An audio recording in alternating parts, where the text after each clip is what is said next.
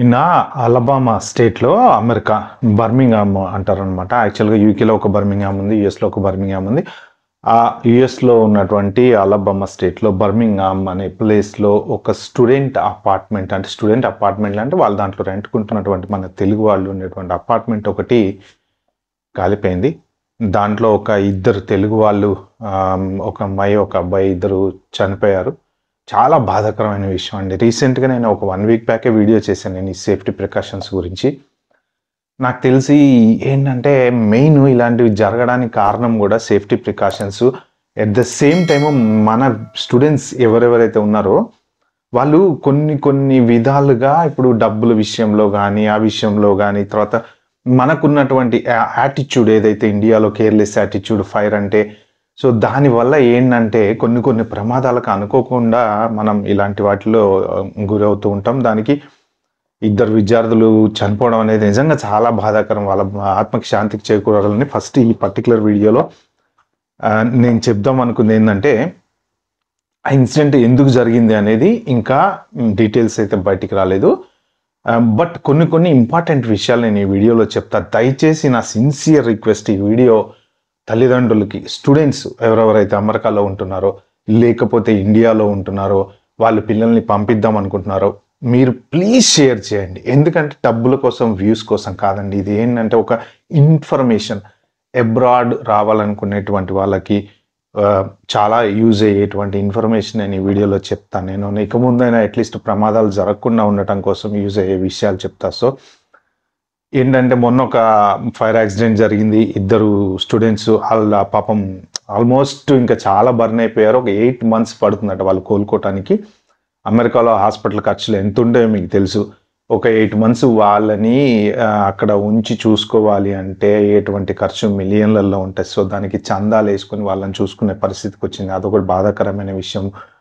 Next ఇప్పుడు జరిగినటువంటి దాంట్లో కూడా ఇద్దరు చనిపోయారు. మిగిలిన వాళ్ళని కొంతమందిని కాపాడారు. చాలా మటుకు వాళ్ళు కూడా కొంత అంటే బర్న్ అయిపోయి, హాఫ్ బర్న్ అయిపోయి అలా ఉన్నారు. వీళ్ళని కాపాడడానికి ప్రయత్నం చేశారు కానీ కాపాడలేకపోయారు. ఫైర్ ఫైటర్స్ కూడా లోపలికి వెళ్ళటానికి భయపడే అంతలాగా ఆ ఫైర్ వచ్చిందంట. సో ఇది 2-story బిల్డింగ్లో 10 మంది తెలుగు విద్యార్థులు ఉంటున్నారని చెప్పి ప్రస్తుతానికి ఉన్న న్యూస్. మరి ఇంకా కింద పైన ఫ్లాట్స్లలో వేరే వాళ్ళు ఎవరైనా ఉంటున్నారా ఏంటి ఇవన్నీ తెలియదు. కానీ ఫస్ట్ ఆఫ్ ఆల్ ఇలాంటివి జరగటానికి కారణాలు, ఇలాంటివి ఎందుకు జరుగుతాయి అంటే బిల్డింగ్స్ అమెరికాలో చెక్కలతోటే, ఓన్లీ చెక్కలతోటి కట్టేసి ఉంటాయి అన్నమాట. బ్రిక్ తోటి ఎక్కువ కట్టరు. అంటే కొన్ని బిల్డింగ్స్ బ్రిక్ బిల్డింగ్స్ ఉంటాయి కానీ బట్ ఇలాంటి ఓల్డ్ అపార్ట్మెంట్స్ ఇవి ఏంటంటే నాకు తెలిసి మోస్ట్ ప్రాబబ్లీ వీటిల్లో కూడా 2 రకాలు ఉంటాయి. ఒకటి 99 కన్నా ముందు ఉన్నటువంటి బిల్డ్, తర్వాత 99 తర్వాత ఉన్నటువంటి బిల్డ్. సో 1999 కన్నా ముందర ఉన్నటువంటి బిల్డింగ్లకు ఉండేటువంటి లా వేరే ఉంది, తర్వాత కట్టినటువంటి బిల్డింగ్లకు ఉండే లా వేరే ఉంది. మీకు అబ్రాడ్లో ఏంటంటే ఒక అపార్ట్మెంట్ కానీ ఒక ఇల్లు కానీ రెంట్కి ఇవ్వాలి అంటే కంపల్సరీ కొన్ని సెట్ ఆఫ్ ఇన్స్ట్రక్షన్స్ అనేవి ఫాలో అవ్వాలి. ఫైర్ ఎగ్జిట్ కంపల్సరీ ఉండాలి. ఫైర్ అలారమ్స్ పనిచేస్తున్నాయా లేవా ఉండాలి. స్మోక్ డిటెక్టర్స్ మధ్యన అంటే స్టేర్ కేసులలో వాటిలలో ఉంటాయి కదా, అవి కూడా పర్ఫెక్ట్గా పనిచేస్తూ ఉండాలి. యాక్సెస్ ఫ్రీ అంటే ఫైర్ ఎగ్జిట్కి యాక్సెస్ ఫ్రీ అనేది ఉందా లేదా, సో ఇవన్నీ ఇంపార్టెంట్ అనమాట. అయితే ఓల్డ్ అపార్ట్మెంట్స్ ఏమైతే ఉన్నాయో వాటికి లా అనేది కొంత డిఫరెంట్గా ఉంది. సో వాటిలలో కొన్ని అంటే ఇప్పుడు ఉన్నటువంటి సీరియస్ కండిషన్స్ లేవు అనమాట అవి రెంట్కి ఇవ్వడానికి. అయితే వాళ్ళు ఆ రూల్ ప్రకారము, ఆ లా ప్రకారం ఫాలో అవుతారనమాట. బట్ ఓవరాల్గా ఏంటంటే జనరల్గా ఒక ఇల్లు రెంట్కి ఇవ్వాలి అన్నప్పుడు ఈ సెట్ ఆఫ్ ఇన్స్ట్రక్షన్స్ అన్ని ఫాలో అవ్వాలి. అయితే ఇక్కడ పాత బిల్డింగ్ కాబట్టి స్మోక్ అలారమ్స్ పనిచేస్తున్నా లేకపోయినా ఇన్స్పెక్షన్స్ కూడా ఒక్కొక్కసారి సరిగ్గా ఉండవు, కొంతమంది పట్టించుకోరు. మెయిన్ పాత అపార్ట్మెంట్లలో ఇంకొక డిసడ్వాంటేజ్ ఏంటి అంటే మనకి అడ్వాంటేజు, ఓనర్లకి డిసడ్వాంటేజ్, రెంట్ తక్కువ వస్తుంది. కానీ ఏంటంటే వాళ్ళకి ఏదో ఒకటి ఎవడో ఒకటి రెంట్ తక్కువ ఇచ్చినా సరే దొరుకుతారు కదా అని చెప్పేసి వాళ్ళు తక్కువ రెంట్ ఇచ్చే వాళ్ళనే చూసుకుంటూ ఉంటారు అనమాట. అంటే ఇప్పుడు స్టూడెంట్స్ ఏంటంటే వాళ్ళు ప్రస్తుతం ఉన్న కండిషన్లో వాళ్ళు పార్ట్ టైం జాబులు చేయకూడదు, అట్ ద సేమ్ టైం ఇంట్లోంచి తెచ్చుకునేటువంటి డబ్బులతో బతకాలి. కాబట్టి వాళ్ళు ఏం చేస్తారంటే ఒక 5-6 కలిసి ఒక అపార్ట్మెంట్లో ఉండడానికి ఎంతో కొంత షేర్ అవుతుంది, మనకి ఖర్చులు తగ్గిపోతాయి అన్న ఉద్దేశంతో షేర్ చేసుకొని ఉంటూ ఉంటారు.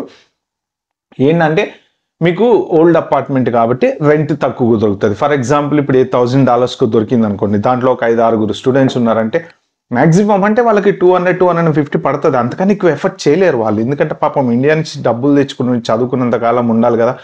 సరే పార్ట్ టైం జాబులు చేసుకునే వాళ్ళంటే సరే ఓకే, కానీ but what ever it is, A job చేసినా ఎంత సంపాదించినా ఎవరైనా ప్రతి మనిషి సైకలాజికల్గా ఆలోచించేది ఏంటి అంటే ఎంతో కొంత ఖర్చులు తగ్గించుకోగలమా అనేది ఆలోచిస్తారు. అది స్టూడెంట్ దగ్గర నుంచి పెళ్ళై ఫ్యామిలీలు మెయింటైన్ చేసేవాళ్ళ దాకా ఎక్కువ స్టూడెంట్స్ అపార్ట్మెంట్సే కాలిపోవడానికి కారణం ఏంటి అంటే వాళ్ళు ఏంటంటే కేర్లెస్గా ఉంటారు. అది కామన్ అనమాట. ఏంటి, ఆ వంట చేసి అక్కడ పడేయటము, తర్వాత స్టవ్ వెలిగించేసి ఛాయ్ పెట్టేసి వెళ్ళి కూర్చొని ఫోన్ మాట్లాడుకోవడము, ఇలాంటివి చాలా జరిగినాయండి. చాలా ఏంటంటే మనం జనరల్గా టీ ఆన్ చేసి పెట్టేస్తాం స్టవ్ మీద, వెళ్ళి ఫోన్ మాట్లాడుకుంటుంటారు, లేకపోతే ఇంకోటి చేస్తుంటారు, లేకపోతే పనిలో ఉంటారు. ఒక్కొక్కసారి మర్చిపోయి ఆఫీసులకు కూడా వెళ్ళిపోతుంది, బయటకు కూడా వెళ్ళిపోతుంటారు చాలామంది. కామన్గా జరుగుతూ ఉంటాయి. ఇలాంటప్పుడు ఏంటంటే స్మోక్ డిటెక్టర్ కనుక ఉందనుకోండి ఇంట్లో, అది డిటెక్ట్ చేస్తుంది, సౌండ్ చేస్తుంది. మనం ఇంట్లో లేకపోయినా పక్క ఫ్లాట్ వాడికి అలర్ట్ చేస్తుంది. పక్క ఫ్లాట్ వాడు వచ్చి ఫైర్ ఇంజిన్ వాళ్ళకి ఫోన్ చేస్తే వాళ్ళు వచ్చి తలుపు కొట్టి ఏదైనా చూస్తారనమాట. అయితే ఈ పాతకాలం ఉండేటువంటి అపార్ట్మెంట్స్లో స్మోక్ డిటెక్టర్స్ బ్యాటరీ ఉంటాయి. వీటిల్లో కూడా ఈ ఫైర్ అలారం స్మోక్ డిటెక్టర్స్లో కరెంట్ కనెక్షన్ ఉండే ఉంటాయి, బ్యాటరీ కనెక్షన్ ఉండే ఉంటాయి. కొన్ని ఏంటంటే ఆ బ్యాటరీ ఒకటి ఉంటుంది చూసారా మీకు, అది నేను వీలైతే ఈ వీడియో అయిపోయిన తర్వాత దాన్ని ఎతికి కింద స్క్రీన్ షాట్లో పెడతా. ఆ టైప్ బ్యాటరీ ఒకటి ఉంటుంది. ఆ బ్యాటరీ అయిపోయింది అని మీకు తెలిస్తే మీరు వెంటనే మార్చుకోవాలి. ఫస్ట్ థింగ్, ఎవరైనా స్టూడెంట్స్ ఇక నుంచి అయినా ప్లీజ్ దయచేసి నా మాట వినండి. మీరు కొత్త అమెరికా వెళ్తున్నారు, లేదు ఆల్రెడీ అమెరికాలో ఉన్నారంటే ఫస్ట్ థింగ్ మీరు చేయాల్సింది ఏం తెలుసా, లీగల్ రూల్స్. మీ ఎస్టేట్ ఏజెంట్ ఎవడైతే మీకు రెంట్కి ఇస్తాడో అపార్ట్మెంట్, వాడితో కానీ, లేదు మీ డైరెక్ట్ ఓనర్ రెంటింగ్ కనుక అంటే డైరెక్ట్ ఓనర్ తీసుకోవచ్చు, లేకపోతే ఈ ఏజెంట్ల ద్వారా తీసుకోవచ్చు. ఎలాగైనా సరే మీ సెట్ ఆఫ్ ఇన్స్ట్రక్షన్స్ ఏంటి, లీగల్గా మీ అపార్ట్మెంట్లో ఫైర్ అలారం పనిచేస్తుందా పనిచేయట్లేదా, ఇంకా మెట్ల మీద కానీ అక్కడిక్కడ కానీ యాక్సెస్, ఫైర్ ఎగ్జిట్ యాక్సెస్ కరెక్ట్గా ఉందా లేదా, ఇవన్నీ అడగండి ఓనర్ని. ఓనర్ అయితే ఓనరు, ఎస్టేట్ ఏజెంట్ వాళ్ళ దగ్గర నుంచి తీసుకోండి. లెటర్ ఇవ్వమన్న లెటర్ ఇస్తారు వాళ్ళు, ఫైర్ సేఫ్టీ లెటర్ ఇస్తారు, గ్యాస్ సేఫ్టీ లెటర్ ఇస్తారు. That is there responsibility. ఇప్పుడు ఇంట్లో గ్యాస్ స్టవ్ ఉందనుకోండి, మనకేంటంటే ఇండియాలో సిలిండర్ పెట్టుకొని వాడుకుంటాం, మనకి సెంట్రల్ కనెక్షన్ ఉండదు. అబ్రాడ్లో ఏంటంటే సెంట్రల్ కనెక్షన్ ఉంటుంది, అంటే గ్యాస్ ఎక్కడి నుంచో సప్లై అవుతూ ఉంటుంది, మీటర్ ఉంటుంది, దాని మీటర్ ద్వారా సప్లై అవుతూ ఉంటుంది అనమాట. అయితే ఏంటంటే ల్యాండ్ లార్డ్ రెస్పాన్సిబిలిటీ ఏంటి, గ్యాస్ సేఫ్టీ సర్టిఫికెట్. ఇంట్లోకి వచ్చేటువంటి పైపులలోంచి ఎక్కడైనా కానీ గ్యాస్ లీక్ అవుతుందా లేదా అనేది చెక్ చేసి ఎవ్రీ ఇయర్ వాళ్ళు సేఫ్టీ సర్టిఫికెట్ అనేది ఇస్తారనమాట. ఇలాంటి సేఫ్టీ సర్టిఫికెట్లు రకరకాలుగా ఉంటాయి. అంటే ఈ ఇండ్లు మనకు అనుకూలంగా ఉందా లేదా, ఒకవేళ ఫైర్ వస్తే ఎగ్జిట్ అవ్వడానికి ఉందా లేదా, ఇలాంటి సెట్ ఆఫ్ ఇన్స్ట్రక్షన్స్ అన్ని ల్యాండ్ లార్డ్ ఫాలో అయినా అవ్వకపోయినా మీరు అడగండి నాకు ఫైర్ సేఫ్టీ సర్టిఫికెట్ ఇవ్వు, లేకపోతే గ్యాస్ సేఫ్టీ సర్టిఫికెట్. అంటే మీ అమెరికాలో ఏమేమైతే రూల్స్ ప్రకారం ఉంటాయో అవన్నీ తెలుసుకుని అవన్నీ అడగండి. ఎట్ ద సేమ్ టైం మీరు స్మోక్ డిటెక్టర్, ఫైర్ అలారం రకరకాలు ఉంటాయి. అంటే బయట పెట్టేటువంటి ఒక ఫైర్ అలారం అనేది ఉంటుంది. ఏంటి అంటే అది డైరెక్ట్ అలర్ట్ చేస్తుంది వాళ్ళని, ఎవరి ఫైర్ ఇంజన్ వాళ్ళని. లేదు ఇంట్లో ఉండేటువంటి స్మోక్ డిటెక్టర్స్ ఏమైనా ఉంటే పనిచేస్తున్నాయా లేదా చూసుకొని దయచేసి కట్ చేయకండి. ఖచ్చితంగా స్మోక్ డిటెక్టర్ కనుక పనిచేస్తే మాత్రం డెఫినెట్గా ఫైర్ అనేది ఆపొచ్చు. ఒక్కడు కాకపోతే ఇంకొకటికి వినపడుతుంది. అది దాని సౌండ్ కూడా చాలా పెద్దగా వస్తుంది, పక్క వాళ్ళకు కూడా వినపడుతుంది. కాబట్టి ఎవరైనా సరే ఫైర్ ఇంజన్కి 999కి కాల్ చేస్తే ఆపేటువంటి ఛాన్స్ ఉంది. అది పనిచేయలేదు అంటే మంట పెద్దగా అయిపోయే వరకు ఎవరికి తెలియదు అనమాట.